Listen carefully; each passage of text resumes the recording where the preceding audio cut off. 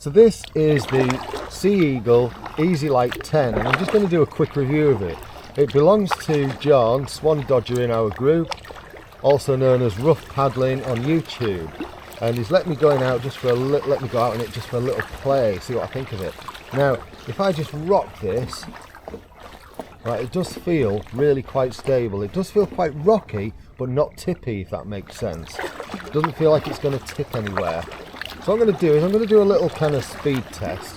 Before I do that, I just need to get past this little funnel here, actually, where the water funnels.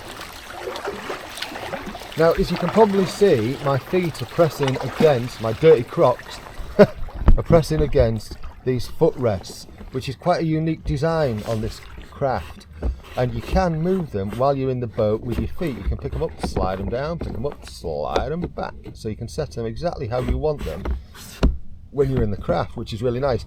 And it's nice to actually have something to push against when you're paddling. You actually feel like you've got more contact with the craft. So I'm going to give it some welly up here.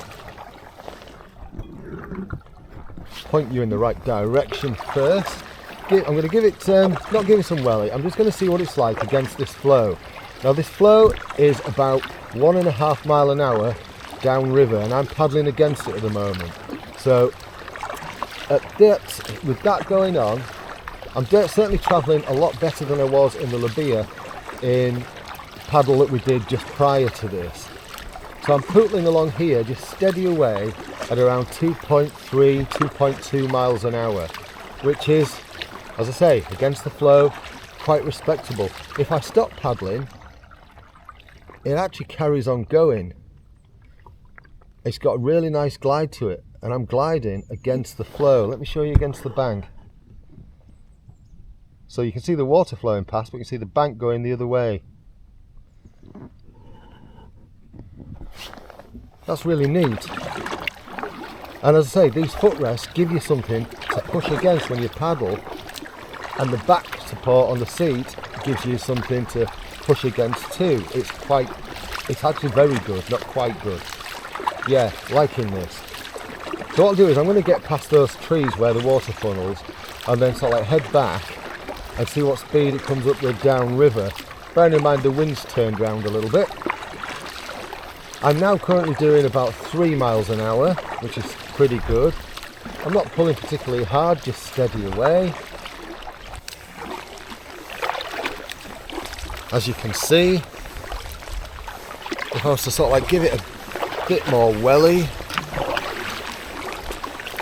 you get a nice bow wave off the front, and it picks up speed nicely, as I say. Keep banging on about this, against the flow. I'll show you that bow wave.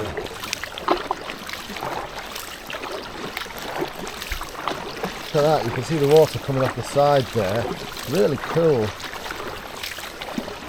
So I'm just going to go a little bit faster now we're out from the funnel effect where it narrows, and see what kind of speed I can get up to.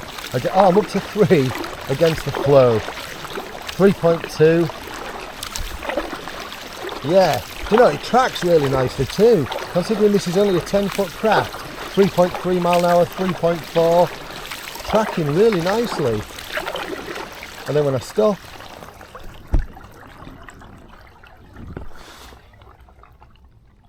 it still glides. Awesome.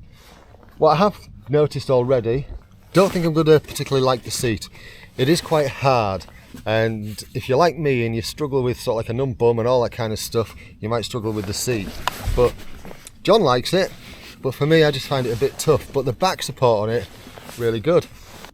Right, so I've been stopped paddling now for about 30-40 seconds, and even though the water is flowing past, if I show you, right, I'm not flowing backwards. It's just kind of sitting really nicely. Just starting to go now. Right, I'm going to turn around. Turns nice. Alright, let's see what kind of speed it'll do downriver. I'm just going to take it steady away. So this is with the flow behind me. God, I'm already up to 3.7 miles an hour. 4.1 miles an hour. And I'm not even caning this. Let's just turn a little bit. 4.1 miles an hour still. 4.2. Let's put a bit of juice in and give it some beans. I'm not going to go hell for leather. I just kind of want to know what it's like if you need to power up a little bit. 4.7 miles an hour. That's all right. 5 miles an hour. Yeah. 4.9, 5 miles an hour. 5.1. 5. So it's just hovering around the 5 mark. With me just giving it a bit more oomph. Yeah, nice. And as I say, yeah, just doesn't feel like it's going to go anywhere. So the design of this is a little bit like the Ottawa and the Sandbanks Optimal in terms of it's got that kind of clamshell design. 2 drop stitch chambers, top and bottom. I'm going to jump out and we'll have a look at what this boat looks like and what comes with it.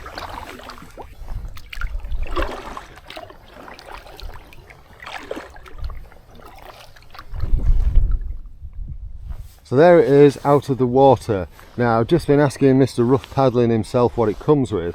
So you get the seat, a paddle, that's not here obviously, you get the carry bag and a stirrup pump that only inflates, it doesn't deflate.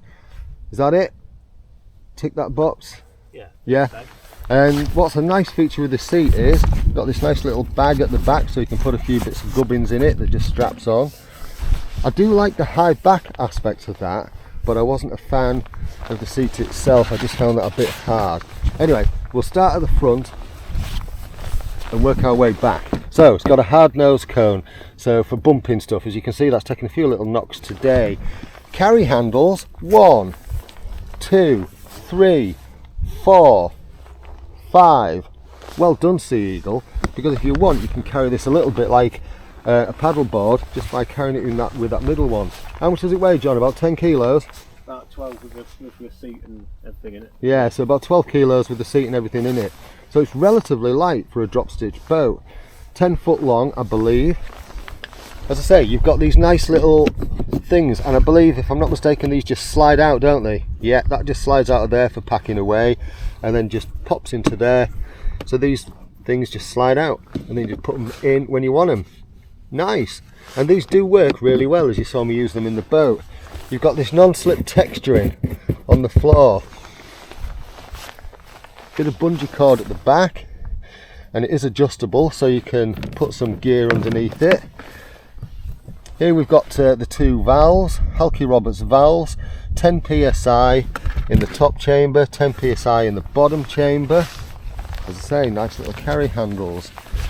1 person, or 275 pounds, that's a lot. That's a lot of weight. Right, let's have a look underneath it and see what it looks like. Just flip it over, if you just hold it there, John. Right, now if I just go to the back here, can you see that kind of V-shaped hull? And that, you know, when you saw me sort of like rocking it, that's what it was kind of rocking on, this nice little angle, and that's what actually helps it cut through the water. So that's your primary stabilisation, and you've got a small secondary here with this chamber that goes, you see that sort of like outcrop there. So a small secondary, but it's predominantly primary, and it's very effective. Very long single skeg. Personally, I might chop that down a bit, but it's a standard skeg mount with a clip lock. I'd probably just taper that off a bit, but that's just me personally. The front of the keel is reinforced a little bit here, so that when you ride it up onto things, it'll take a bit more hammer. Nice design. You like it, don't you, Mr. Ruffles? Yeah, like it. Good. Yeah, it is a nice little craft. It's, as I say, been on my to buy list. Yeah, good bit of kit. Yeah. Another thing it comes with, which I've never seen before. What's that? Is a blank, like a skeg mount. So when you haven't got a skeg in it, you've got a blank. which just Right, slides in. to stop it getting grit in Stop it. getting grit in it. That's a nice feature. So, don't know whether you caught that, but it does actually come with a blank with no skeg on it, so you can slide that in, lock it off, so you don't get grit in this if you decided not to use the skeg. Nice touch. Well done, Sea Eagle. That's it for this little video. I hope you like it. This one is on my to buy list. You'll probably see me with one of these sometime down the line. Thank you so much for watching. And thank you to John for letting me have a little play. Subscribe to his YouTube channel, it's worth a watch. Alright, you take care of yourself. Cheerio.